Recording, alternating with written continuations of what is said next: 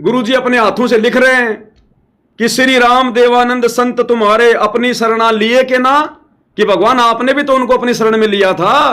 आदरणीय राम देवानंद जी को कब लिया भाई, कब मिले कबीर जी? वो दाढ़ी मूछ वाले तो कभी मिले ही नहीं उनको कबीर जी आकर।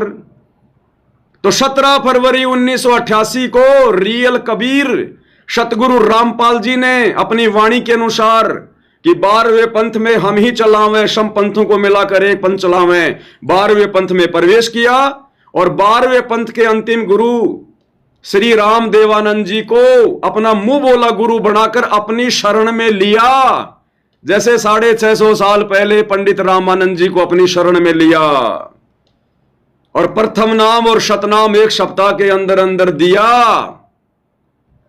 अन्यथा ये तो शब्द फेल हो जाएगा, ये तो वाणी फेल हो जाएगी, क्योंकि ऊपर की हर चौपाई में तो हम सबको पता है गुरुजी ने बार बार जिक्र किया है, हमारे को ये कथाएं सुनाई है कि हाँ वो कबीर जी आकर मिले, कबीर जी ने सारे काम किए। अब लास्ट की चौपाई में बताओ फिर कबीर जी कब आए, दाढ़ी मूछ वाले, कि श्री राम देवानंद संत तुम्हारे अपनी शरणा लिए के ना। बताओ कब लिया शरण में दाढ़ी मूछ वाले ने श्री राम देवानंद जी को? वो तो मिले भी नहीं, अब शरण में लिया है ये भी झूठ नहीं हो सकता। तो 17 फरवरी 1988 को रियल कबीर सतगुरु रामपाल जी ने 12वें पंथ में प्रवेश करके आदरणीय राम देवानंद जी को अपना मुंह बोला गुरु बनाकर लीला करते हुए उनको अपनी शरण में लिया। उनको प्रथम नाम और शतनाम दोनों एक सप्ताह के अंदर अंदर दिए और फिर क्या किया?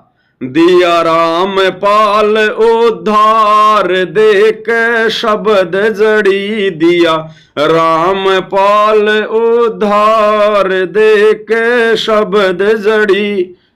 सतगुरु रामपाल जी ने उनका उद्धार किया देखकर शब्द जड़ी।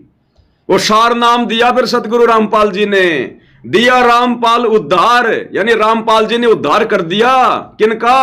अपने मुंह बोले गुरु का, देखकर शब्द जड़ी। भाई और बहनों कबीर मालिक का मार्ग उल्टा चलता है, उल्टा जैसा हम इनको पढ़ेंगे वैसा नहीं होता। तो बताओ भाई और बहनों धरती पर कबीर कौन? सतगुरु Rampal ji is Kabir, real God. है इनके अलावा कोई और कबीर?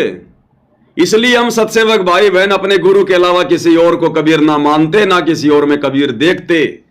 और यदि हमने इस कलयुग की पिछली पीढ़ी में यह तत्व ज्ञान लेने के बाद अपने गुरु के अलावा किसी और में कबीर जी का अगर छटांग भी देख लिया, तिल भर भी दर्शन कर लिया, हमारी बड़ी बनाई भक्ति का सत्यानाश। परमात्मा फिर बहुत नाराज होगा हमसे, बहुत नाराज होगा।